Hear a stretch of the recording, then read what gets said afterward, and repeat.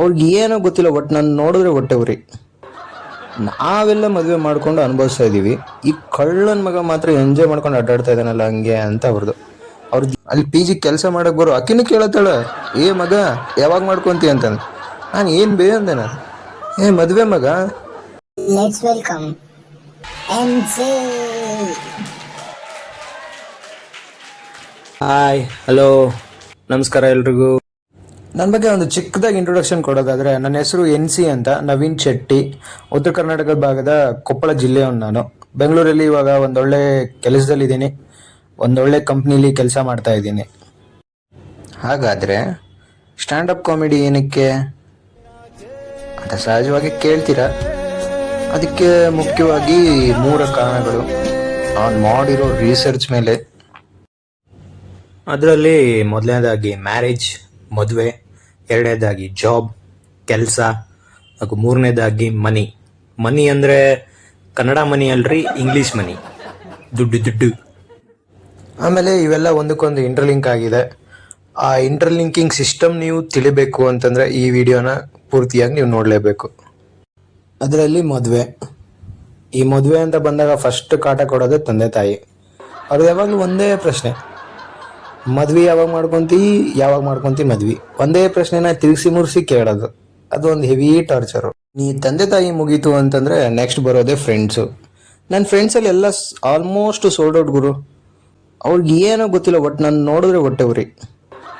ನಾವೆಲ್ಲ ಮದುವೆ ಮಾಡ್ಕೊಂಡು ಅನುಭವಿಸ್ತಾ ಇದ್ದೀವಿ, ಈ ಕಳ್ಳನ ಮಗ ಮಾತ್ರ ಎಂಜಾಯ್ ಮಾಡ್ಕೊಂಡು ಅಡ್ಡಾಡ್ತಾ ಇದ್ದಾನಲ್ಲ ಹಂಗೆ ಅಂತ ಅವ್ರದ್ದು ಏನು ಒಟ್ಟು ಅಂತಂದರೆ, ಇವನನ್ನ ಹೆಂಗಾರ ಮಾಡಿ ಮದುವೆಯನ್ನು ಆಳಕ್ಕೆ ದಬ್ಬಬೇಕು, ಅಷ್ಟೇ ಅವ್ರ ಗುರಿ. ಇವರು ಇವರು ಅಲ್ಲ, ಬಳಿ ಮಕ್ಕಳು, ಇದು ಸಾರಿ ದೇವ್ರ ಮಕ್ಕಳು. ಫ್ರೆಂಡ್ಸ್ ಇನ್ನೂ ಏನೇನೋ ಹೇಳ್ತಾರೆ, ಆದರೆ ಅವನೆಲ್ಲ ಇಲ್ಲಿ ಹೇಳುವಷ್ಟು ತಾಕತ್ತಾಗಲಿ ದಮ್ಮಾಗಲಿ ನನಗಿಲ್ಲ ಗುರು. ಒಂಥರ ಮಿಡಲ್ ಕ್ಲಾಸ್ ಫ್ಯಾಮ್ಲಿ ಶೋ ನಮ್ಮದು. ಈ ಫ್ರೆಂಡ್ಸ್ದು ಮುಗೀತು ಅಂದರೆ ಕೊಲೀಗ್ಸ್ ಸ್ಟಾರ್ಟು. ಯಾವಾಗಲೂ ಮದುವೆ ಹುಡುಕ್ತಾ ಇದ್ದಾರೆ ಹಿಂಗೆ ಗುರು. ಅದು ಇನ್ನೊಂದು ಥರ ಟಾರ್ಚರು ಗುರು. ಯಾಕಂದರೆ ಅಲ್ಲಿ ಅವ್ರಿಗೆ ಬೈಯೋಕ್ಕೂ ಆಗಲ್ಲ, ಪ್ರೊಫೆಷ್ನಲ್ ರೀಸನ್ನು. ಮತ್ತು ಅಲ್ಲಿ ಪ್ರೊಫೆಷ್ನಲ್ ಮೇಂಟೈನ್ ಮಾಡೋದು ತುಂಬ ಇಂಪಾರ್ಟೆಂಟು.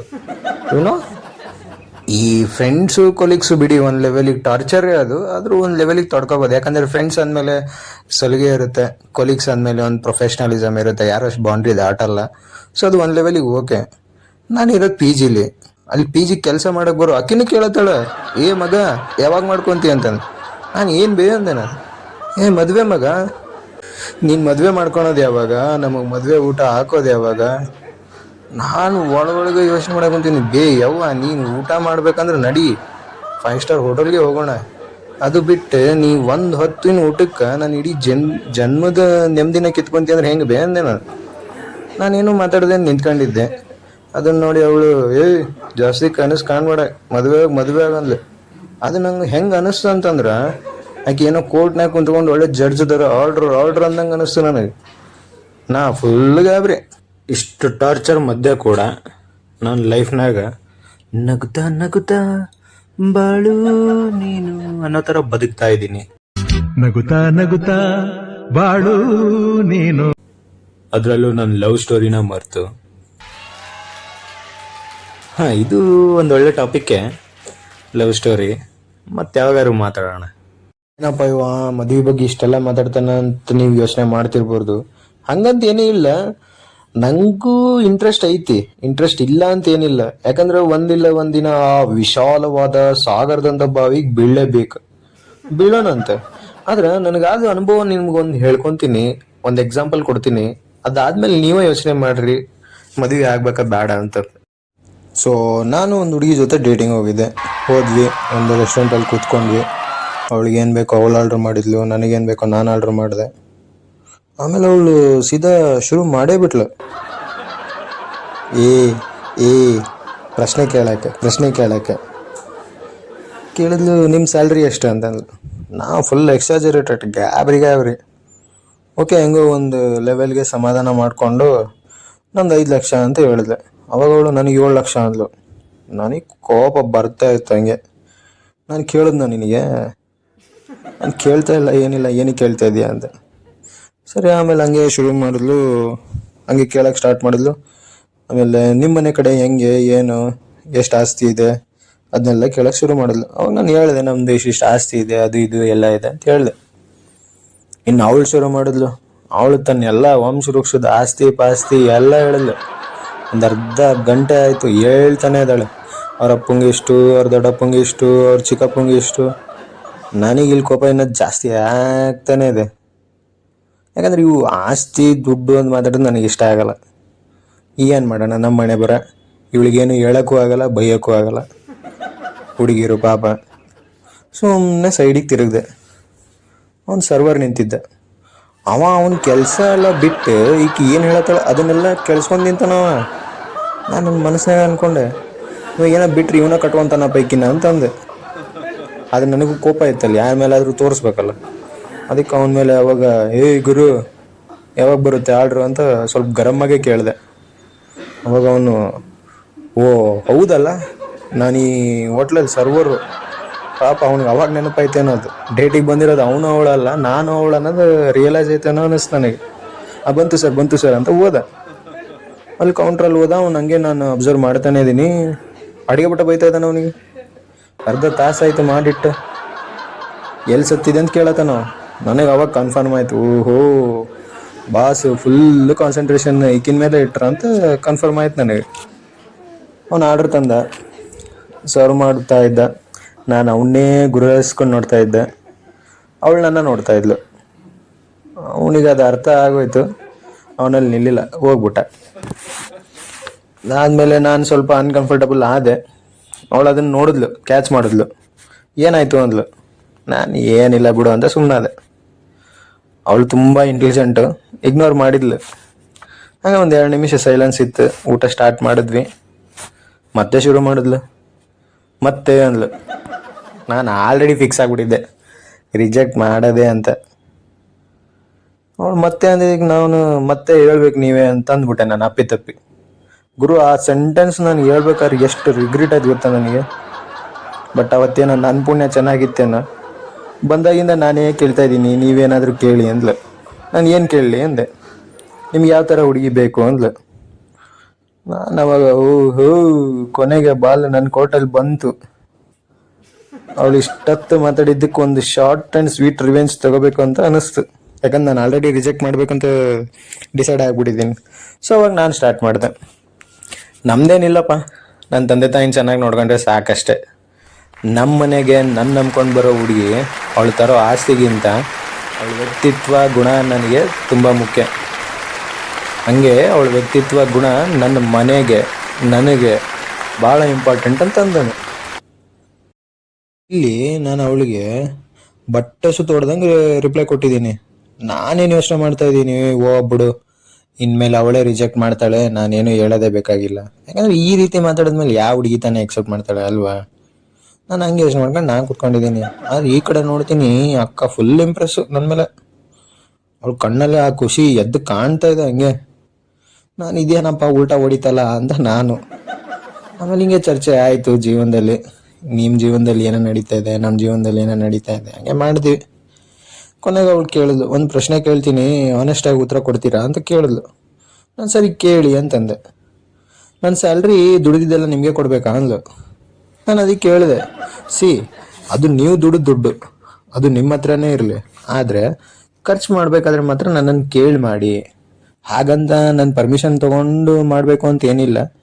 ಈ ಖರ್ಚು ನಿಜವಾಗ್ಲೂ ನೆಸೆಸಿಟಿನಾ, ಅವಶ್ಯಕತೆ ಇದೆನಾ ಅಂತ ನೋಡ್ಬಿಟ್ಟು ಖರ್ಚು ಮಾಡೋಣ. ಅವಾಗ ನನಗೂ ಭಯ ಇರುತ್ತೆ, ನಿಮಗೂ ಭಯ ಇರುತ್ತೆ. ಜೀವನದಲ್ಲಿ ಬ್ಯಾಲೆನ್ಸು ನೆಮ್ಮದಿ ಎರಡೂ ಇರುತ್ತೆ ಅಂತಂದೆ. ಅವಾಗ ಅಕ್ಕ ಇನ್ನೂ ಫುಲ್ಲು ಇಂಪ್ರೆಸ್ಸು. ಅವಳು ಕೇಳಿದ್ಲು, ನಾನು ಆ ದುಡ್ಡನ್ನು ನಮ್ಮ ಅಪ್ಪ ಅಮ್ಮಂಗೆ ಕೊಟ್ಟರೆ ಏನು ಮಾಡ್ತೀರಾ ಅಂತಂದ್ಲು.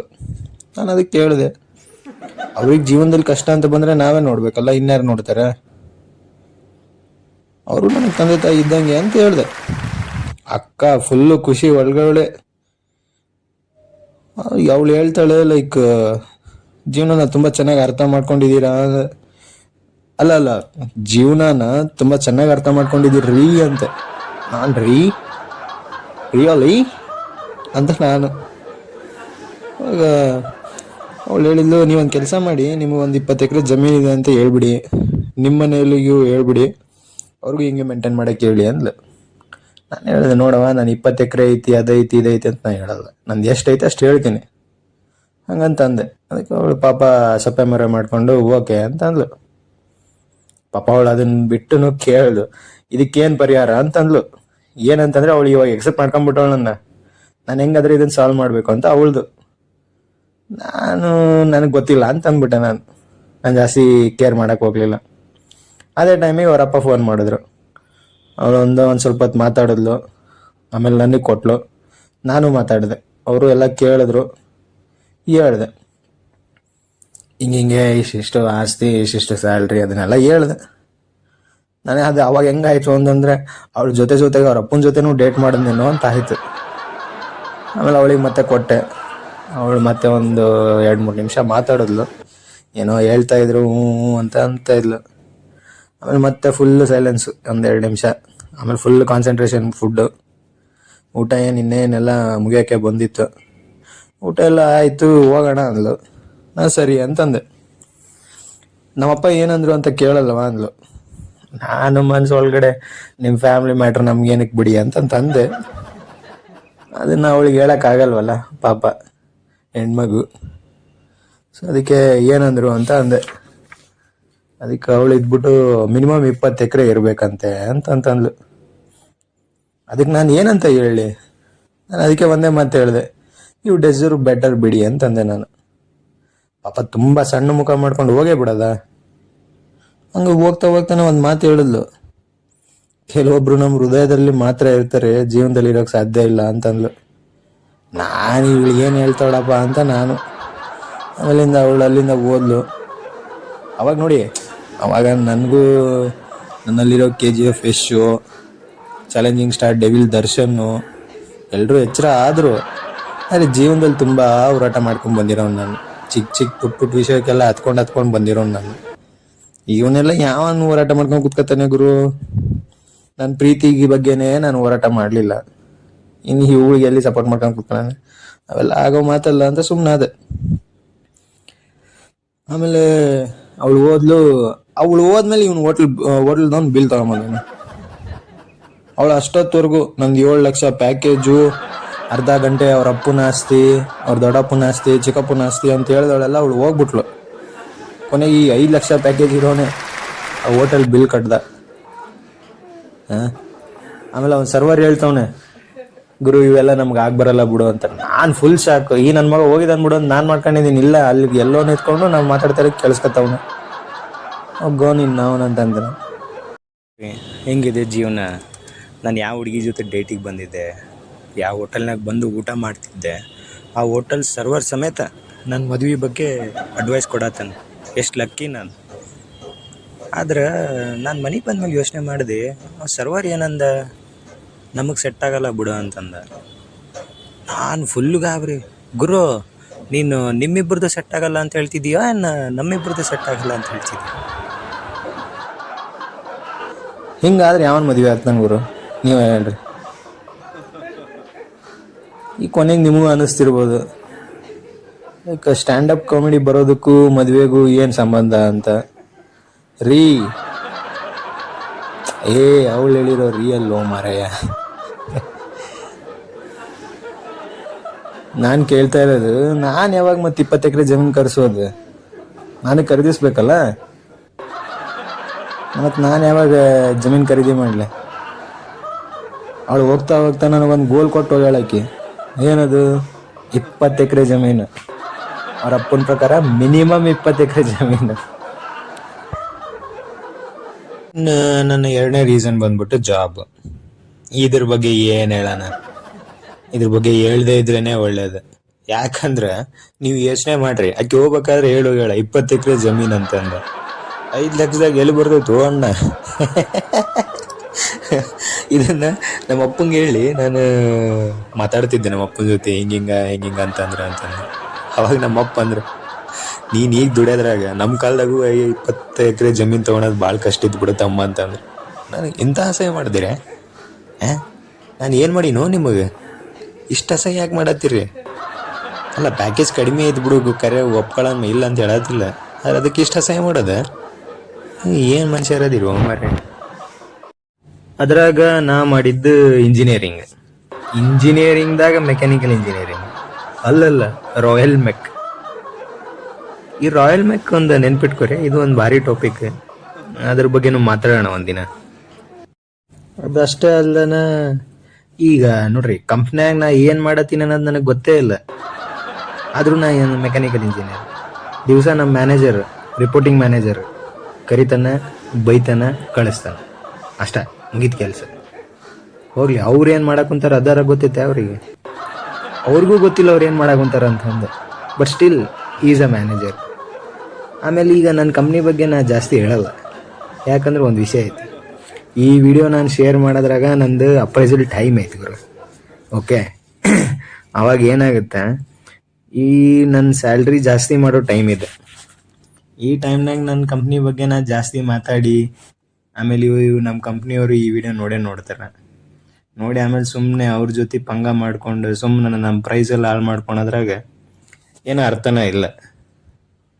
ಆದ್ರೆ ನನ್ನ ಅಪ್ರೈಸಲ್ ಒಂದು ಮುಗಿಲೆ, ಅದು ಮುಗಿದ ಮೇಲೆ ಒಂದು ಡೀಟೇಲ್ಡ್ ವಿಡಿಯೋ ಮಾಡ್ತೀನಿ ಮತ್ತು ಜಾಬ್ ಬಗ್ಗೆ.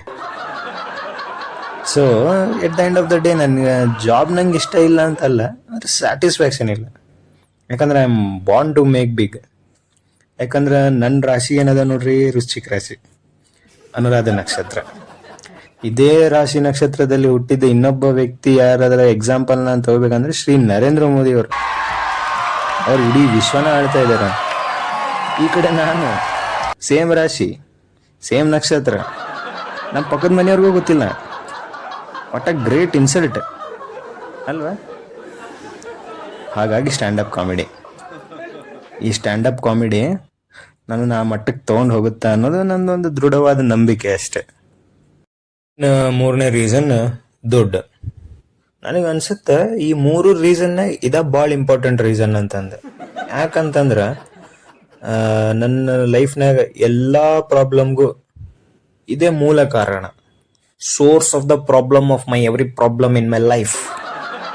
ಅಂದರೆ ಈ ಋಷಿ ಮೂಲ, ನದಿ ಮೂಲ ಅನ್ನೋ ಥರ ನನ್ನ ಜೀವನದ ಕಷ್ಟಗಳ ಮೂಲ ಕಾರಣ ಅಂತಂದರೆ ದುಡ್ಡು. ಸಿಂಪಲ್. ಯಾಕಂದ್ರೆ ನೋಡ್ರಿ, ಈ ಎಕ್ಸಾಂಪಲ್ ನಾವು ತೊಗೊಳೋದಾದ್ರೆ ಆ 20 ಎಕರೆ ಹುಡುಗಿ, ಅವ್ರ ಅಪ್ಪ, ಅವ್ರಿಗೆಲ್ಲ ನನ್ನ ಹತ್ರ ದುಡ್ಡು ಇದ್ದಿದ್ರೆ ಇಷ್ಟೊತ್ತಿಗೆಲ್ಲ ಮದುವೆ ಆಕ್ಕಿತ್ತು. ಮದುವೆ ಆಗೋದು ಅಷ್ಟೇ ಅಲ್ಲ, 2 ಮಕ್ಕಳು ಹಾಕಿದ್ದು ನನಗೆ ತಿರುಗಿ, ಅದು ಟ್ವಿನ್ಸ್. ಆದರೆ ಇಲ್ಲ, ಈ ಜಾಬ್ ಅನ್ನೋದು 6ಕ್ಕೆ ಏರಲ್ಲ, 3ಕ್ಕೆ ಇಳಿಯಲ್ಲ. ಈ ಸಲ ಅಪ್ರೈಸಲ್ ಮೀಟಿಂಗ್ ಐತೆ ಅಂತ ಹೇಳಿದ್ದು ನಾನು ನಿಮಗೆ. ಈ ಸಲ ಅಪ್ರೈಸಲ್ ಮೀಟಿಂಗ್ನಾಗ ನಾನು ಹೇಳೇ ಬಿಡ್ತೇನೆ, ನನಗೆ 20 ಎಕರೆ ಜಮೀನು ಬೇಕು, ಅಷ್ಟು ಅಪ್ರೈಸಲ್ ಕೊಡ್ರಿ ಅಂತ ಹೇಳ್ತೀನಿ ನಾನು. ಇದನ್ನು ನಮ್ಮ ಕಂಪ್ನಿಯವ್ರು ಯಾರು ನೋಡ್ತಿದ್ರು ಅಂತಂದ್ರೆ ಬಿದ್ದು ನಗ್ತಾರೆ. ಯಾಕಂದ್ರೆ ನಮಗೆ ಅಪ್ರೈಸಲ್ ಎಷ್ಟು ಕೊಡ್ತಾರೆ ಅನ್ನೋದು ಅವ್ರಿಗೆ ಒಂದು ರಿಲೇಟಬಲ್ ಪೊಸಿಷನ್ ಅದ. ಸೊ ಹಾಗಾಗಿ ಆಮೇಲೆ ಆ 20 ಎಕರೆ ಜಮೀನು ಅನ್ನೋದು ನನ್ನ ತಲೆಯಾಗ ಎಷ್ಟು ಕುಂತೈತೆ ಅಂತಂದ್ರೆ ನನಗೆ ಹೇಳೋಕೆ ಸಾಧ್ಯ ಅದ, ಅಷ್ಟು ತಲೆಯಾಗ ಕುಂತೈತೆ ನನಗೆ. ಆಮೇಲೆ ಈ ಜೀವನದಾಗ ದುಡ್ಡಿಂದ ಎಷ್ಟು ಮಹತ್ವ ಅನ್ನೋದು ನನ್ನ ತಂದೆ ತಾಯಿ, ನನ್ನ ಟೀಚರ್ಸ್ ಅಂದ್ರೆ ವಿಸ್ಕಿ ಎಲ್ರು ಅಪ್ಪ, ಗುರುಗಳು ಅಂತ ನಾನು ಹೇಳ್ತಾ ಇರೋದು. ಗುರುಗಳು, ಫ್ರೆಂಡ್ಸು. ಈ ಫ್ರೆಂಡ್ಸಿಗೆ ನೀವು ಅಲ್ಕ ನನ್ನ ಮಗಳು ಅನ್ಬೋದು, ಏನು ತಪ್ಪಿಲ್ಲ. ಆಮೇಲೆ ನಾನು ಪ್ರೀತಿಸಿದ ಹುಡುಗಿ, ಎಷ್ಟೋ ಹೇಳಿ ಅರ್ಥ ಮಾಡಿಸಿದ್ರು, ಅರ್ಥ ಆಗಲಿಲ್ಲ. ಆದ್ರೆ ಆ ಹುಡುಗಿ ಒಂದ ಮೀಟಿಂಗ್ನಾಗ ನನಗೆಲ್ಲ ಅರ್ಥ ಮಾಡಿಸ್ಬಿಟ್ಲ. ನೀವು ಪ್ರೀತಿಸಿದ ಹುಡುಗಿ ಅಂದಾಗೆಲ್ಲ ಭಾಳ ಚೇರ್ ಮಾಡಾಕಂತೀರ, ಅದು ಒಂದು ದೊಡ್ಡ ಟಾಪಿಕ್. ಅದ್ರ ಬಗ್ಗೆ ನಾವು ಮಾತಾಡೋಣ ಯಾವಾಗಾದ್ರೆ. ಸೊ ಈ ವಿಡಿಯೋ ಕೊನೆಯಲ್ಲಿ ನಂದು ಪರಿಸ್ಥಿತಿ ಹೆಂಗಾಗ್ಯದ ಅಂತಂದ್ರೆ, ನನ್ನ ಹತ್ರ ದುಡ್ಡಿಲ್ಲ. ನಾನು ನಿಮಗೆ ಮೊದಲೇ ಹೇಳಿದ್ದೆ, ನನ್ನ 3 ಕಾರಣಗಳು ಇಂಟರ್ ಕನೆಕ್ಟಿಂಗ್ ಅಂತಂದು. ಅವು ಹೆಂಗೆ ಇಂಟರ್ ಕನೆಕ್ಟಿಂಗ್ ಅಂತಂದು ಈಗ ಹೇಳತ್ತೀನಿ ನಾ, ಕೇಳ್ರೆ. ನನ್ನ ಹತ್ರ ದುಡ್ಡಿಲ್ಲ. ಯಾಕೆ ನನ್ನ ಹತ್ರ ದುಡ್ಡಿಲ್ಲ? ನನ್ನ ಹತ್ರ ಒಳ್ಳೆ ಜಾಬ್ ಇಲ್ಲ. ನನ್ನ ಹತ್ರ ಒಳ್ಳೆ ದುಡ್ಡಿಲ್ಲ ಯಾಕಂತಂದ್ರೆ ನನ್ನ ಹತ್ರ ಒಳ್ಳೆ ಜಾಬ್ ಇಲ್ಲ. ಹಾಗಾಗಿ ನಾನು ಮದುವೆ ಆಗತ್ತಿಲ್ಲ. ನೋಡಿದ್ರೆ ಎಷ್ಟು ಚಂದ ಇಂಟರ್ ಕನೆಕ್ಟ್ ಆಗ್ಯಾವ ನನ್ನ ರೀಸನ್ಸ್. ಇದು ಹೆಂಗಾಗ್ಯದ ಅಂತಂದ್ರೆ, ನಾನು ಫಸ್ಟ್ ಆಧಾರ್ ಕಾರ್ಡ್ ಮಾಡ್ಸೋಕೆ ಹೋದೆ. ಅವ್ರು ಪ್ಯಾನ್ ಕಾರ್ಡ್ ತೊಗೊಂಬ ಅಂತಂದ್ರೆ ನನ್ನ ಹತ್ರ ಪ್ಯಾನ್ ಕಾರ್ಡ್ ಇಲ್ಲ. ಸರಿ ಪ್ಯಾನ್ ಕಾರ್ಡ್ ಮಾಡ್ಸೋಣ ನಡಿ ಅಂತಂದು ಪ್ಯಾನ್ ಕಾರ್ಡ್ ಮಾಡ್ಸೋಕೆ ಹೋದೆ. ಅವ್ರು ರೇಷನ್ ಕಾರ್ಡ್ ತೊಗೊಂಬ ಅಂತಂದ್ರೆ ನನ್ನ ಹತ್ರ ಅದೂ ಇಲ್ಲ. ಹೌದ್ರಾ? ಏನು ಮಾಡೋದು, ಎಲ್ಲ ಪರಿಸ್ಥಿತಿ. ಹೀಗಾಗಿ ಈ ಸ್ಟ್ಯಾಂಡಪ್ ಕಾಮಿಡಿ ಫೀಲ್ಡಿಗೆ ಇಳಿದೀನಿ ನಾನು. ನೀವು ಕೇಳ್ಬೋದು, ಈ ಸ್ಟ್ಯಾಂಡಪ್ ಕಾಮಿಡಿನ ಯಾಕೆ ಬೇರೆ ಬಿಸ್ನೆಸಸ್ ಅದು ಇದು ಏನಾರ ಮಾಡ್ಬೋದಾಗಿತ್ತಲ್ಲ ಅಂತ ಕೇಳ್ಬೋದು. ನಾನು ಅದಕ್ಕೊಂದು ಮಹಾಭಾರತದ ಒಂದು ಪ್ರಸಂಗ ಹೇಳೋಕ್ಕೆ ಇಷ್ಟಪಡ್ತೀನಿ ಇವಾಗ. ಅಲ್ಲಿ ಏನಾಗಿರ್ತೈತಿ, ಒಂದನೇ ದಿನದ ಯುದ್ಧ ನಡೆದಿರ್ತೈತಿ ಕೌರವರಿಗೂ ಪಾಂಡವರಿಗೂ. ಈಗ ಆಲ್ಮೋಸ್ಟ್ ಶಕುನಿ, ದುರ್ಯೋಧನ, ದುಶ್ಯಾಸನ ಅವ್ರು ಏನು ಮಾಡ್ಬಿಟ್ಟಿರ್ತಾರಂದ್ರೆ ಯುಧಿಷ್ಠಿರನ ಹತ್ರ ಬಂದ್ಬಿಟ್ಟಿರ್ತಾರೆ. ಈಗ ಅವ್ನ ಹೆಂಗಿದ್ರು ಅವ್ನ ಕ್ಯಾಪ್ಚರ್ ಮಾಡ್ಬೇಕು, ಯುದ್ಧ ಮುಗಿಸ್ಬೇಕು, ಅದಷ್ಟೇ ಅವ್ರ ತಲೆಯಾಗಿರ್ತೈತಿ. ಉಳಿದವರೆಲ್ಲ ಬೇರೆ ಕಡೆ ಬ್ಯುಸಿ ಇರ್ತಾರ. ಅವಾಗ ಯುಧಿಷ್ಠಿರ ಅವನು ಒಬ್ಬನೇ ಹೋರಾಡ್ಬೇಕಾದಂಥ ಪರಿಸ್ಥಿತಿ. ಅವಾಗ ಅವನ ಕೈಯಾಗ ಬಲ್ಲ ಇರ್ತೈತಿ. ಬಲ್ಲ, ನಾವು ಬಲ್ಲೆ ಅಂತೀವಿ ಅದಕ್ಕೆ. ಸ್ಪಿಯರ್ ಓಕೆ, ಸ್ಪಿಯರ್ ಇಟ್ಕೊಂಡು ಅವ್ನು ಯುದ್ಧ ಮಾಡ್ತಿರ್ತಾನೆ.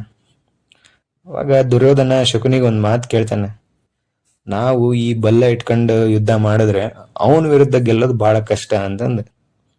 ಅವಾಗ ಶಕುನಿ ಭಾರಿ ಒಂದು ಮಾತು ಹೇಳ್ತಾನೆ, ಯುದ್ಧದಲ್ಲಿ ಯಾವಾಗ್ಲೂ ನಾವು ಯಾವ ಶಸ್ತ್ರದಲ್ಲಿ ನಿಪುಣರಾಗಿರ್ತೀವೋ ಆ ಶಸ್ತ್ರದಿಂದ ಯುದ್ಧ ಮಾಡ್ಬೇಕು ಹೊರತು ನಮ್ಮ ಶತ್ರು ಯಾವ ಶಸ್ತ್ರದಾಗ ನಿಪುಣ ಆಗಿರ್ತಾನಲ್ಲ ಆ ಶಸ್ತ್ರದಿಂದ ಅಲ್ಲ ಅಂತಂದು. ಅವನ್ ಕೆಟ್ಟವನೇ ಆಗಿರ್ಬೋದು, ಆದ್ರೆ ಅವನು ಹೇಳಿರೋ ಮಾತು ತುಂಬಾ ನಿಜ. ಸೊ ಆಲ್ವೇಸ್ ನಾನು ಹೇಳೋದು ನೀವು ಅದನ್ನೇ, ಚೂಸ್ ಯುವರ್ ವೆಪನ್. ಸೊ ನನ್ನ ಈ ಜೀವನದಲ್ಲಿ, ನನ್ನ ಜೀವನದ ಯುದ್ಧದಲ್ಲಿ ಸ್ಟ್ಯಾಂಡಪ್ ಕಾಮಿಡಿ ಅನ್ನೋ ಶಸ್ತ್ರನ ಹಿಡ್ಕೊಂಡು ದುಡ್ಡು ಅನ್ನೋದನ್ನ ನಾನು ಕ್ಯಾಪ್ಚರ್ ಮಾಡಕ್ಕೆ ಹೊಂಟೇನೆ. ಇನ್ನೇನು ಸ್ಟಾರ್ಟ್ ಮಾಡೇ ಬಿಟ್ಟಿನಿ ಆಲ್ರೆಡಿ ಅನ್ಕೋರಿ. ಅದಕ್ಕೆ ನಿಮ್ಮ ಸಪೋರ್ಟ್ ಎಲ್ಲ ಇರುತ್ತಂತ ಏನೋ ಒಂದು ಭರವಸೆ. ದೇವರೆಲ್ಲರಿಗೂ ಒಳ್ಳೆಯದು. Signing off agency. Hara Hara Mahadev.